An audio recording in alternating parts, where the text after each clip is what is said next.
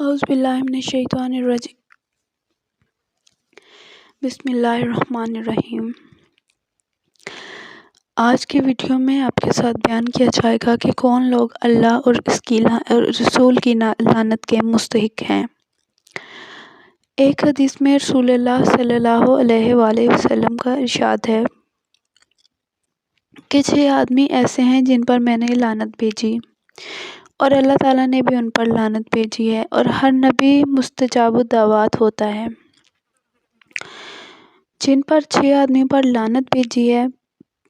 ان میں سے ایک تو وہ ہے جو اللہ کی کتاب میں زیادتی کرنے والا ہو، یعنی کہ قرآن مجید میں خود سے کچھ گھڑنے والا ہو، اور دوسرا وہ آدمی جو جبر و قہر سے اقتدار حاصل کرے، اس آدمی کی عزت دے جس کو اللہ نے ذلیل کیا ہو، اور جس کو اللہ نے عزت عطا کی ہو اس کو ذلیل کرے۔ تیسرا وہ آدمی رسول اللہ اور اللہ تعالیٰ کی لعنت کا مستحق ہے جو اللہ کی تقدیر کو جھٹلانے والا ہو۔ چوتھا آدمی جو اللہ تعالیٰ کی اور رسول اکرم کی لعنت کا مستحق ہے وہ ہے جو اللہ کی حرام کردہ چیزوں کو حلال سمجھنے والا ہو۔ پانچواں آدمی جو اللہ اور رسول کی لعنت کا مستحق ہے وہ ہے جو محرمات کو حلال کرنے والا ہو۔ چھٹا آدمی جو اللہ تعالیٰ کی لعنت کا مستحق ہے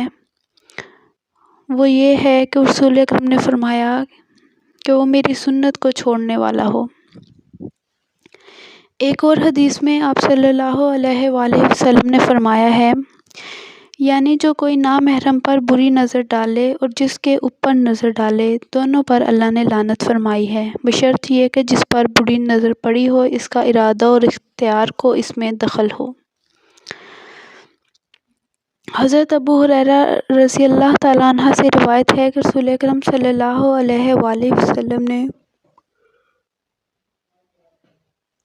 ایسے مرد پر لعنت کی ہے جو عورت کا لباس پہنے، اور ایسی عورت پر لعنت کی ہے جو مرد کا لباس پہنے۔ حضرت عائشہ رضی اللہ تعالیٰ عنہا سے کسی نے عرض کیا کہ ایک عورت مردانہ جوتا پہنتی ہے۔ حضرت عائشہ رضی اللہ تعالیٰ عنہا نے فرمایا کہ اللہ کے رسول صلی اللہ علیہ وآلہ وسلم نے ایسی عورت پر لعنت کی ہے جو مردوں کے طور طریقے اختیار کرے۔